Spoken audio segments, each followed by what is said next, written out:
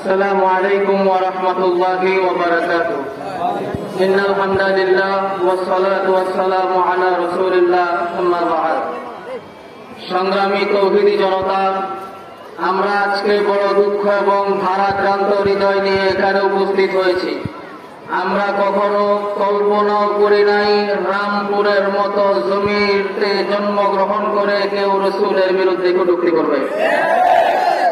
যে ঘটনা ঘটেছে শুরুর দিন থেকেই আমরা এটা নিয়ে কাজ করে যাচ্ছি। প্রতিবাদ অব্যাহত আছে, বিশৃঙ্খলা যাতে না হয় সে ব্যাপারেও আমরা আমাদের পদক্ষেপ গ্রহণ করেছি। আমরা আজকের এই সমাবেশ থেকে পরিষ্কার একটা কথা বলতে চাই, যেই ছেলে এই কটূক্তি করেছে উৎসব মজুমদার, সে যদি আগামী 50 বছর পরেও বাংলার মাটিতে নামে রামপুরের মাটি তাকে গ্রহণ করবে না। আমরা ইতিমধ্যে দেখেছি আমাদের হিন্দু সমাজের ভাইয়েরা তার সাথে সম্পর্ক ছিন্ন করে ভিডিও বার্তা দিয়েছে। আমি বলবো ভিডিও বার্তা যথেষ্ট নয়, আগামী 1 মাসের মধ্যে আইনগতভাবে উৎসব মজুমদারকে তেজ্য পুত্র ঘোষণা করতে হবে। খাদেমে রাসূলের একমাত্র শাস্তি মৃত্যুদণ্ড। হানাফি মাযহাব, শাফিঈ মাযহাব, মালিকি মাযহাব, হাম্বলি মাযহাব, সব মাযহাবের সিদ্ধান্ত একটাই, কোন ইখতিলাফের ব্যাপারে নাই। খাদেমে রাসূল যে আল্লাহর রাসূলকে নিয়ে কটূক্তি করবে তার একমাত্র শাস্তি মৃত্যুদণ্ড। দুঃখ আফসোস আর পরিতাপের সাথে বলতে হয় 94% মুসলমানের এই বাংলাদেশ স্বাধীনতা পরবর্তী 54 বছর আজ পর্যন্ত এই দেশে খাদেমে রাসূলের মৃত্যুদণ্ডের আইন পাস হয় নাই। আজকের এই জনসমাবেশ থেকে সরকারের কাছে দাবি জানাতে চাই, অনতি বিলম্বে বাংলাদেশে রাষ্ট্রীয়ভাবে খাদেমে রাসূল ইসলাম অবমাননাকারী যারা আছে তাদের সর্বোচ্চ শাস্তি মৃত্যুদণ্ডের আইন পাস করতে হবে। শেষ কথা বলতে চাই, ইসকন বর্তমানে আমাদের দেশে হিন্দু মুসলিমদের মধ্যে সংঘাত লাগানোর জন্য যেই সংগঠন কাজ করতেছে তাদের নাম ইসকন।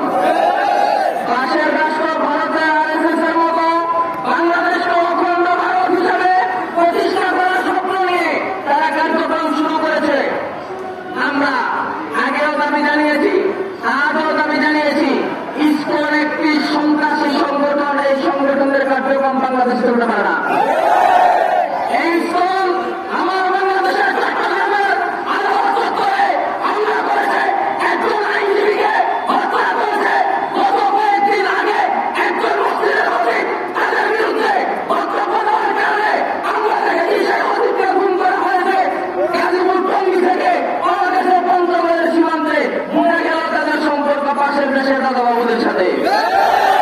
গত কয়েকদিনে হিন্দু কর্তৃক যতগুলো মুসলিম নারীর ধর্ষণের ঘটনা ঘটছে সবগুলোর সাথে সম্পর্ক ইসকনের।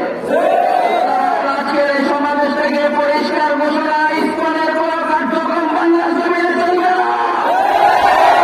বিশেষ করে আমাদের ইউনিয়ন, আমরা ধন্যবাদ জানাই হিন্দু সমাজকে, তারা বক্তব্য দিয়েছেন যে তাদের সাথে ইসকনের সম্পর্ক নাই, ভবিষ্যতে রাখবে না, কিন্তু আমাদের কাছে তথ্য আছে ভিতরে ভিতরে তাদের কেউ কেউ ইসকনের সাথে জড়িত।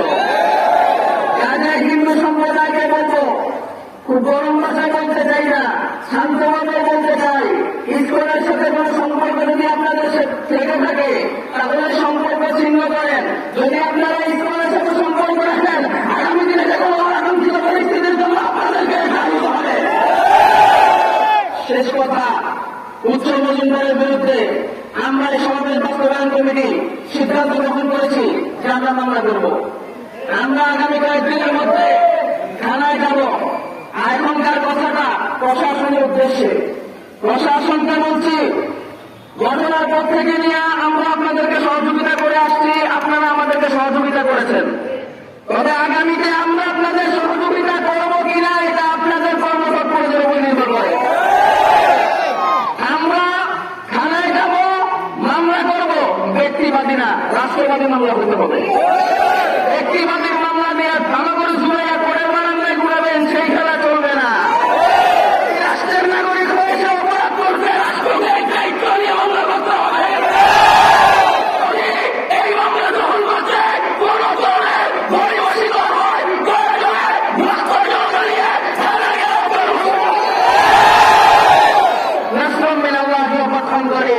আসসালামু আলাইকুম।